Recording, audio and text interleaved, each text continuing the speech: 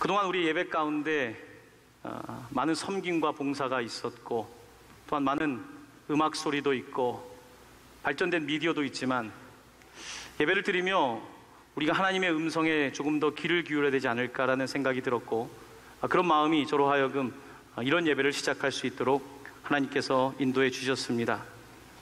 새롭게 시작한다는 의미는 영어로 표현한다면 리셋 정도 이야기할 수 있을 것 같습니다.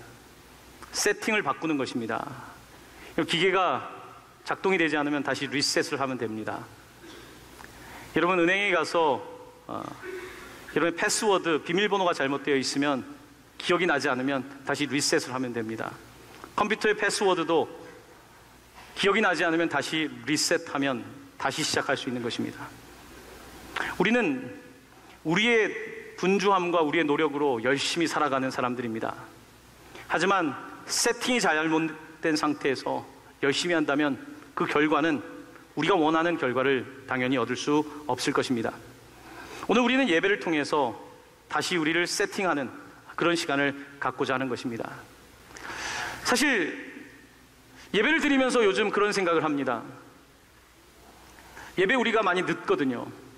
우리 학생들도 많이 있지만 학생들 예배 드릴 때 가보면 몇 사람 있지 않습니다. 우리 어른 예배도 마찬가지고 사부 청년부 예배 가면 더 심합니다. 여러분, 영화관에 늦게 가십니까? 여러분, 비싼 뮤지컬이나 클래식 공연을 보러 갈 때 조금 더 빨리 가지 않습니까?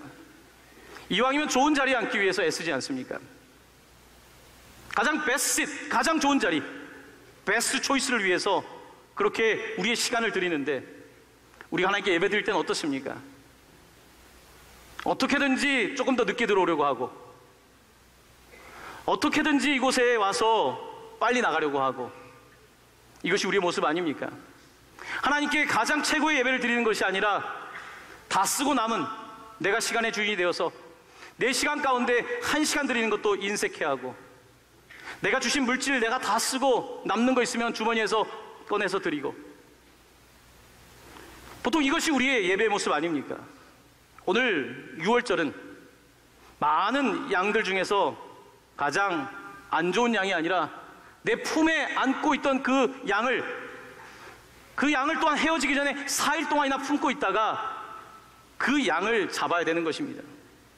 바로 이것이 6월절 어린 양의 제사입니다. 자, 두 번째 단어는 6절에 등장하고 있습니다. 6절 하반부에 이렇게 되어 있습니다.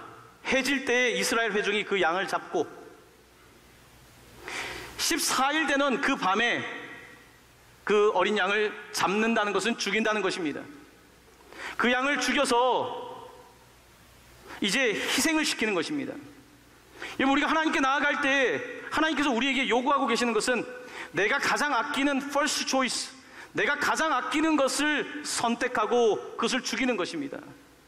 내가 드리기 어려운 시간을 드리는 것이 진짜 예배이고, 내가 드리기 어려운 상황 속에서 하나님께 드리는 것이 예배이고, 하나님이 그것을 기뻐하신다는 말씀입니다.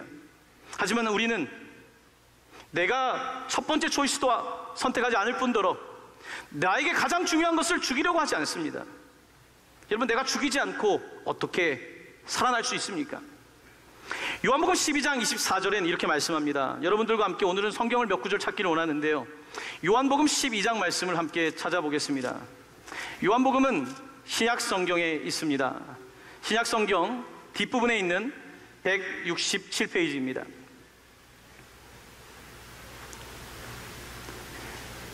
아까 했던 말씀을 덮지는 마십시오. 또 다시 돌아와야 되니까요. 요한복음 12장 24절로 25절까지 말씀입니다. 우리 함께 한 목소리로 봉독합니다. 내가 진실로 진실로 너희에게 이르노니 한 알의 밀이 땅에 떨어져 죽지 아니하면 한 알 그대로 있고 죽으면 많은 열매를 맺느니라. 자기의 생명을 사랑하는 자는 잃어버릴 것이요 이 세상에서 자기의 생명을 미워하는 자는 영생하도록 보존하리라. 아멘. 그렇습니다. 죽이지 않고는 살 수 없습니다. 죽어야 사는 것입니다. 어린 양이 죽어야 내가 살 수 있는 것입니다. 같은 방법으로 예수 그리스도께서는 자기를 죽이시고 한 알의 밀알이 되어서 이 땅에 떨어지셨기 때문에 우리가 살게 된 것입니다. 자기를 죽이지 않고 살아날 방법은 없습니다. 가장 사랑하는 어린 양을 잡아서 죽이고, 자, 이제 어린 양이 죽었다고 해서 이제 끝난 것일까요? 자, 오늘 본문을 보면 세 번째 중요한 동사가 등장하고 있습니다. 7절 말씀을 보십시오. 그 피를 양을 먹을 집 좌우 문설주와 인방에 바르고 문의 문틀에 모두 바르라고 말씀하고 있습니다. 여러분, 많은 사람들은 예수님이 날 위하여 죽었다는 걸 알고 있습니다. 예수님이 날 위하여 돌아가셨다. 예수님이 2000년 전 십자가에서 죽으셨다. 하지만 예수님이 죽었다는 사건 때문에 우리가 구원받는 것은 아닙니다. 예수님이 죽었다는 사실을 내가 안다고 구원받는 것이 아니라 예수님이 십자가에 날 위해 돌아가셨는데 그 피가 우리 집 문에 분명히 발라야지만 우리가 구원을 받게 되는 것입니다. 하지만 많은 사람들은 예수의 죽음을 압니다. 세상에 수많은 사람들은 예수의 죽음을 알고 있지만 그가 죽었다는 사실을 십자가에 대하여 모르는 사람은 없지만 그 피가 나와 무관합니다. 그래서 그 피를 바르지 않습니다. 우리가 그 피를 바를 때에, 믿음으로 그 피를 받을 때에 우리는 패스오버, 하나님께서 우리를 구원하시며 저주하지 않는 이와 같은 축복을 누리게 되는 것입니다. 마지막 네 번째 동사입니다. 네 번째 동사는 8절에 이렇게 등장하고 있습니다. 8절 말씀을 보십시오. 그 밤에 그 고기를 불에 구워 무교봉과 쓴 나물과 아울러 먹되, 마지막은 먹는 것입니다. 피를 바르는 것으로 끝나는 것이 아니라 예수 그리스도를 먹는 것입니다. 우리가 다음 주에 성찬을 하는데 그의 떡과 잔을 받는 것이고 그의 죽음을 우리가 함께 먹고 그의 부활과 함께 살아가는 것을 오늘 말씀하고 있는 것입니다. 유대인들은 특별히 안식일 금요일 밤이 되면 부모와 자녀가 함께 식사를 합니다. 여러분, 일주일에 몇 번이나 자녀들과 식사를 하는지 모르겠지만 아이들과 함께 식사를 하며 특별히 6월절에는 어린 양이 있고 그리고 쓴 야채가 있습니다. 그 쓴 야채를 소금물에 담급니다. 소금물에 담궈서 그 야채를 털 때에 그것이 마치 눈물처럼 보인다는 것입니다.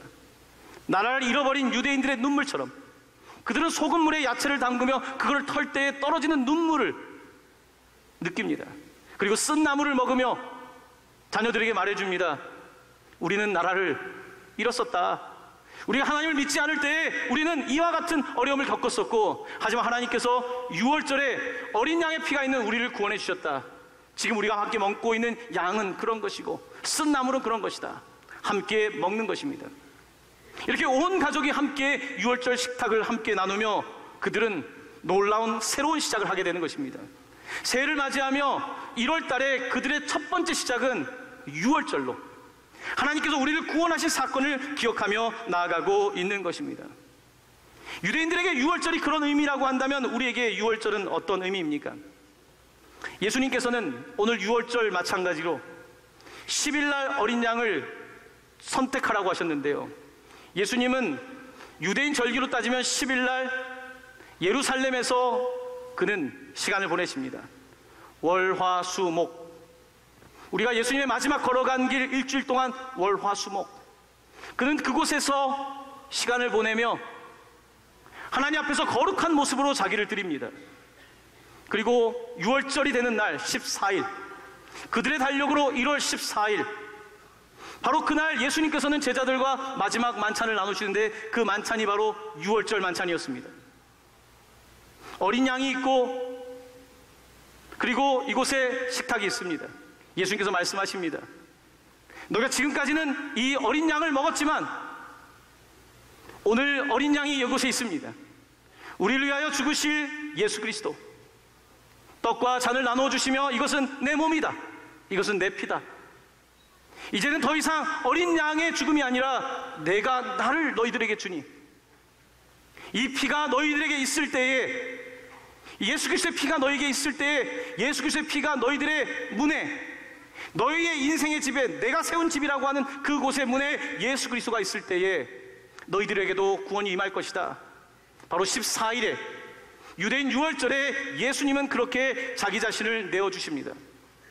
그리고 그 밤에 붙잡히셔서 온갖 침뱉음과 욕설과 채찍과 인간이 상상할 수 있는 모든 폭력을 몸에 지시고 그 다음 날인 금요일 오후 3시 그는 마지막 숨을 거두십니다. 바로 계속해서 진행되는 6월절입니다. 예수님은 유월절에 그렇게 자기 자신을 내어주시며 우리에게 보여주고 있는 것입니다. 바로 예수 그리스도, 그분이 어린 양으로 이 땅에 오셔서 그 피로 우리가 속죄함을 받으며 그 피가 있는 곳에 놀라운 하나님의 은총이 있음을 말씀하고 있는 것입니다. 사도 바울은 그 예수를 만났습니다. 그는 유대인이었지만 내가 먹는 유월절 만찬보다 더 엄청난 만찬이신 예수 그리스도를 만나게 되었고, 그는 예수에 대하여 이렇게 고백하며 살아가는 인생이 되었습니다. 갈라디아서 2장 20절 함께 찾기를 원하는데요, 여러분 가진 신약 성경입니다. 갈라디아서는 제가 가진 성경책으로는 신약 성경 304페이지입니다. 우리 학생들도 성경을 찾아서 뒷부분에 304페이지에 있는 갈라디아서 2장 20절 말씀을 함께 찾기를 원합니다.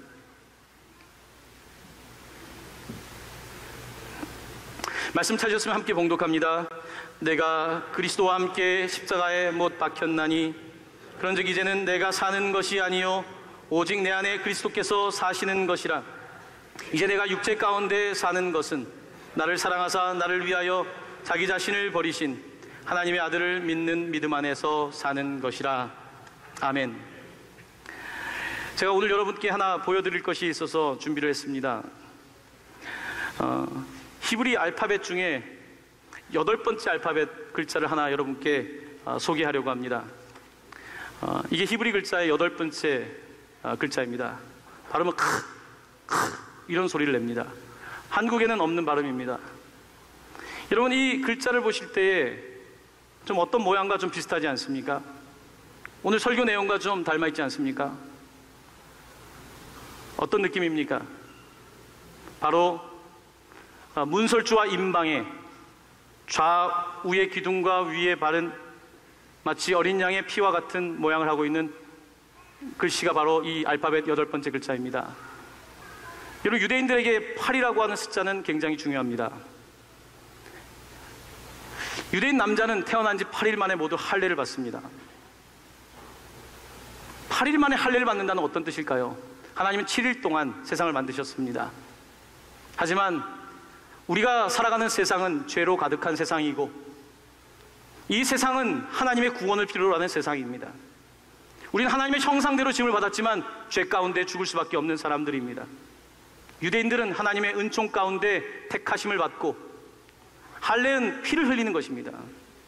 그들은 8일 만에 할례를 받으며 우리는 새로운 구원의 숫자인 8을 기념하며 우리는 하나님의 백성입니다 라고 하는 걸 선포하는 거예요. 할례는 단순히 육체에 하는 행위가 아니라 마음의 할례, 우리 그리스도인들을 향해서 새로운 언약을 주셨는데 그것은 마음의 할례, 마치 8이라고 하는 숫자가 새로운 인생을 의미하는 것처럼 예수 그리스도의 피가 있는, 그 문설주의 어린 양의 피가 있는 우리들에게 마치 히브리 글자 8번째 알파벳이 새로운 시작을, 새로운 구원을 알리는 것처럼 바로 오늘 크라고 하는 이 사운드를 가지고 있는 이 알파벳이 바로 우리의 숫자가 되어야 되는 것입니다. 성경은 우리가 참 이해하기 어려운 많은 흥미로운 사건들을 기록하고 있습니다. 이 글자에다가 옆에 이제 이 글자를 붙이면 이 순서를 잘못 만들어 주셨는데 이게 옆으로 가야 되는데요. 아무튼 이 글자는 히라는 크에다가 Y 발음이 나는 이런 소리가 나는, 제가 흉내도 못 내겠습니다. 하여튼 이런 발음입니다. 이 글자의 뜻은 뭔지 아십니까? 생명이란 뜻입니다. 유대인들이 가장 좋아하는 글씨 중에 하나입니다. 생명. 8일째 너무나 어린 양의 피에 문설주를 닮은 이 글자에 생명이라고 하는 글자가 이렇게 만들어지는 것입니다. 생명이 어디에 있습니까? 우리는 세상에 태어날 때 기뻐합니다. 생명이 태어났기 때문에. 그것은 육체적인 생명입니다. 하지만 하나님께서는 우리에게 두 번째 생명, 8일의 새로운 생명, 그 생명을 허락하시는데 그 생명은 나 스스로 얻을 수가 있는 것이 아니라 바로 예수 그리스도의 십자가의 그 놀라운 보혈로 우리가 누리게 되는 생명 구원인 것입니다. 바로 이것이 우리가 오늘 6월절의 이야기를 통해서 함께 나누는 놀라운 구원의 사건에 관한 대목입니다. 성경에는 많은 흥미로운 이야기들이 있습니다. 예수님께서 14일째 6월절 날에 죽으시고 나서, 여러분, 예수님 며칠 만에 부활하셨습니까? 예수님은 3일 만에 부활하십니다. 3일, 오늘 주일입니다. 17일이 되는 날입니다. 17일이 되는 오늘은 8일째인 날입니다. 8일째. 하나님의 달력으로는 8일째 되는 오늘, 새로운 시작을 알리는 날이 바로 주일인 것입니다. 이 주일 우리는 하나님을 예배합니다. 하나님을 예배하며, 하나님, 내 삶의 시간들이 내 것이 아닙니다. 하나님이 주인이십니다. 하나님, 내게 주신 생명은 내 것이 아닙니다. 나는 언제든지 세상을 떠날 수 있는 사람이지만 부활의 생명, 예수의 생명이 내게 있습니다. 우리는 주일날 예배하면서 이 놀라운 부활을 선포하는 사람들로 살아가는 것입니다. 근데 너무나 흥미로운 것은요, 노아의 방주 이야기를 알고 계시죠? 노아의 방주, 지금 마치 그 플로리다 캐리비안 베이 쪽처럼 막 홍수가 놀라웠죠. 비가 온 땅을 덮었습니다.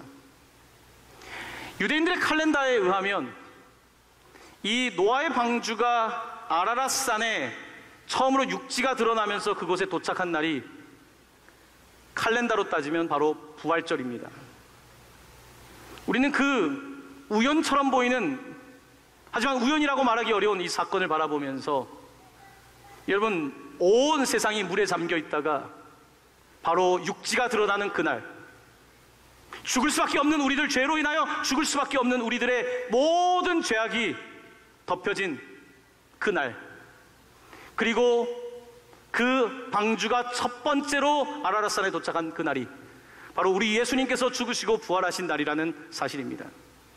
성경 우리에게 무엇을 말하고 있습니까?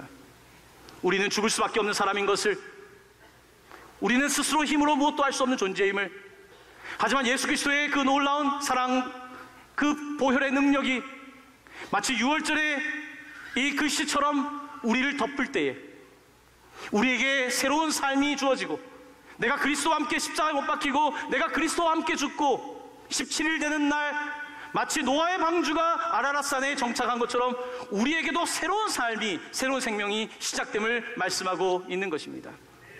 사랑하는 성도 여러분, 하나님은 대충 예배하는 것을 싫어하십니다. 저는 우리 모습들을 다시 한 주 동안 바라보게 되었습니다. 한 주 동안 바라보면서 그런 마음이 들었습니다. 지난 주간에 특별히 특별 새벽 기도회가 있었는데요, 제 마음에 부딪힘이 많았습니다. 한 주 동안 새벽 기도를 하면서 우리 주제가 갑절의 부흥이었거든요. 그때 하나님께서 저에게 말씀하시더라고요. 유 목사, 갑절의 부흥이라는 표를 썼는데 자네는 갑절의 부흥을 받기 위해서 뭘 하고 있는가? 라는 말씀이 저에게 들렸어요. 저는 그런 마음이 있었거든요. 이제 일주일만 새벽 기도하면 또 특별 새벽 기도 끝난다. 하나님이 저를 계속 불편하게 하셨어요. 한 번 더, 더블이라며, 더블업이라고 너가 했잖아. 더블. 근데 한 주하고 끝내면서 너가 갑절의 영감을, 갑절의 부흥을 이야기할 수 있겠니? 제가 지난 특별 새벽 기도가 끝나는 시간에 금요일에 우리 성도님들께 한 주 더 합니다. 특별 새벽 기도. 제가 이렇게 말씀을 드렸어요. 여러분, 밤에 야간에 택시를 탈 때 택시가 서지 않으면 어떻게 해야 됩니까? 따블 하면 가는 거예요. 우리는 하나님께 나아가면서 언제부턴가 딱 정해진 것만 드리기 시작했더라고요. 5일 동안 새벽 기도 한다고 했으니까 5일을 하면 되는 거고, 하나님, 나는 요 정도 1시간 봉사하겠으니까 1시간 딱 봉사하고, 내가 다 정해놓고 내가 다 계획한 대로 다 하면서 하나님을 예배한다고 말하고 있더라고요. 우리 교회 구석구석을 다시 보게 되었습니다. 성도님들이 예배 많이 늦으세요. 안내팀이 예배 이후에도 서 있어요. 이거 왜 안내팀이 왜 예배 이후에 서 있어야 합니까? 우리 아이들 예배 가면 아이들이 늦으니까 선생님들이 기다려요. 선생님들 분주하세요. 간식 준비하시느라고. 예수님이 나사로의 집을 방문했을 때 마르다는 예수님 음식 준비하느라고 바빴습니다. 하지만 마리아는 말씀을 들었죠. 음식도 준비해야 되고 간식도 준비해야 되고 할 일은 많습니다. 하지만 언제부턴가 우리가 너무나 중요한 것을 잃어버렸더라고요. 하나님께 제대로 예배하는 것을 하지 않고 있더라고요. 내가 교회 와서 분주하고 바쁘게 지내고 있으면서 정작 예배 시간에 집중하지 않고 하나님께 최선을 다하지 못하고 내 주머니에 대충 있는 것을 꺼내드리고, 언제부턴가 우리가 그렇게 예배하고 있더라고요. 언제부턴가 우리는 성경도 가지고 다니지 않더라고요. 네팔에 가면 책이 없기 때문에 그들에게 성경책은 너무 중요합니다. 다 성경책을 가지고 다니죠. 문명이 많이 발달 안 됐으니까요. 하지만 우리보다 더 잘 사는 일본에 가면요, 일본 교회 성도들은 다 성경이 있습니다. 어떤 성도는 성경을 너무나 예쁘게 고이고이 간직하며 그 성경을 가지고 다니며 성경을 읽더라고요. 성경을 읽고 표시하고. 제가 일본 선교를 하면서 배운 것이 있습니다. 일본 사회에서 제가 배운 것이 있습니다. 바꿀 건 바꿔야 되지만 바꾸지 말 것은 끝까지 바꾸지 말아야 된다. 제가 요즘 많이 깨닫습니다. 편하게 예배하는 것이, 편하게 사는 것이 좋은 것 같지만 그렇지 않습니다. 하나님은 오늘 우리에게 새로운 변화를 요구하고 계세요. 내가 지금 찬양을 하는 사람이라면 나는 찬양하는 시간에 찬양에만 집중하고 있는가, 예배를 드리고 있는가? 내가 교사를 하기 때문에 아이들을 위하여 음식을 준비하고 있지만 나는 지금 예배하고 있는가? 나는 지금 안내하기 위하여 있는가, 아니면 예배하기 위해 있는가? 우리는 조금 더 근본적인 곳에 자기 자신을 두어야 되는 것입니다. 심지어 목사도 마찬가지입니다. 나는 설교를 위한 설교를 준비하고 있는가, 아니면 하나님의 말씀에 깨어서 주의 말씀을 전하려고 애쓰고 있는가? 설교가 일이 돼버린다면 저는 종교 직장을 가지고 있는 사람이 되지 않겠습니까? 여러분도 마찬가지 아니겠습니까?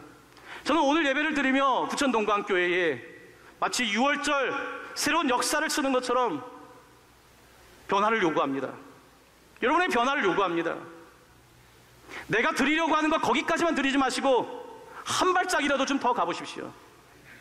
오리를 가자고 하면 십리를 가고, 속옷을 달라고 하면 겉옷을 주고, 오른쪽 뺨을 맞을 때 왼쪽 뺨을 대라고 하셨던 주님의 말씀을 귀로만 듣지 마시고 우리가 조금 한 발짝이라도 더 나가야 되지 않겠습니까? 더블 말로 해서 될 것이 아니라 우리 깊은 곳에 하나님을 향한 사랑이 있지 않다면, 하나님은 독생자까지 아낌없이 다 내어주셨는데 싸구려를 드리고 있는 우리의 모습들을 회개하고 다시 돌이키지 않는다면 우리의 예배는 그저 사람들이 땅만 밟는 그런 예배에 지나지 않지 않겠습니까? 사랑하는 성도 여러분, 우리 함께 다시 예배하기를 원합니다. 하나님께 진심을 다하여 예배하기를 원합니다. 싸구려가 아니라 값비싼 예배를 드릴 수 있는 저희들이 되기를 원합니다. 사랑하는 모든 부천성광교회 성도들에게 새로운 시작, 9월 10일 여러분에게 기억날 수 있는 그날이 되기를 예수님의 이름으로 간절히 축원합니다. 아멘.